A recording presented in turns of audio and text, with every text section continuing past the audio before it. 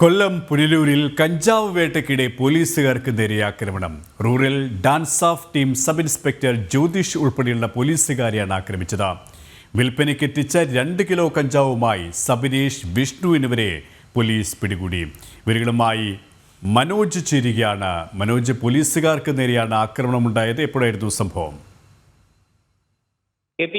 പുനലൂരിലാണ് ഇത്തരത്തിൽ കഞ്ചാവ് വേട്ടയ്ക്കിടെ ഈ പോലീസുകാർക്ക് നേരെ ആക്രമണം ഉണ്ടായിട്ടുള്ളത്. നേരത്തെ സൂചിപ്പിച്ചതുപോലെ തന്നെ rural dance of team sub inspector ആയിട്ടുള്ള ജ്യോതിഷ് ഉൾപ്പെടെയുള്ള പോലീസുകാരെയാണ് ഇത്തരത്തിൽ ആക്രമിച്ചിട്ടുള്ളത്. ഈ വിൽപ്പനയ്ക്ക് എത്തിച്ച 2 കിലോ കഞ്ചാവുമായാണ് സബിനേഷ് എന്ന 20-കാരനെയും വിഷ്ണു എന്ന 24-കാരനെയും പോലീസ് പിടികൂടിയത്. ഈ സമയത്ത് ജോലി തടസ്സപ്പെടുത്താൻ ഒരു സജു എന്ന് പറയുന്ന വ്യക്തി ശ്രമിക്കുകയായിരുന്നു. തുടർന്ന് ഈ പുനലൂർ സ്വദേശിയായിട്ടുള്ള ഈ സജു ആക്രമണം അയച്ചുവിടുകയായിരുന്നു. ഇതിൽ ഈ പോലീസുകാർക്ക് കൈക്ക് പരിക്കേറ്റിട്ടുണ്ട്. ഡാൻസ് ഓഫ് ടീം പിടികൂടിയിട്ടുള്ള സജുവിനെ പുനലൂർ പോലീസ് കസ്റ്റഡിയിൽ എടുത്തിട്ടുണ്ട്. ഇയാളെ ചോദ്യം ചെയ്ത് വരികയാണ്.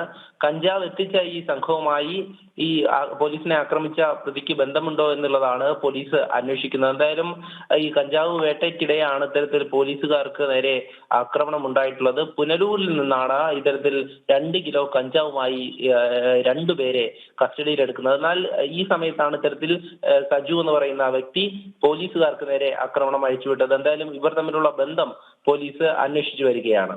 മനോജ്, സംഭവത്തിൽ ഈ 3 പേരെയും പോലീസ് പിടികൂടിയിട്ടുണ്ടല്ലേ? 3 പേരെയും പിടികൂടിയിട്ടുണ്ട്. 2 പേരെ കഞ്ചാവ് എത്തിച്ച സംഭവവുമായി ബന്ധപ്പെട്ടും അതോടൊപ്പം തന്നെ ഈ സജു എന്ന് പറയുന്ന വ്യക്തിയെ പോലീസിനെ ആക്രമിച്ചതുമായി ബന്ധപ്പെട്ടുമാണ്. അപ്പോൾ ഈ 3 പേർക്കും തമ്മിൽ ബന്ധമുണ്ട് എന്നുള്ളതാണ് പോലീസിന്റെ നിഗമനം. അത് തന്നെയാണ് പോലീസ് കൂടുതലായി പരിശോധിച്ചു വരുന്നത്. ശരി, കൊല്ലത്ത് നിന്നും മനോജാണ് വിവരങ്ങൾ നൽകിയത്.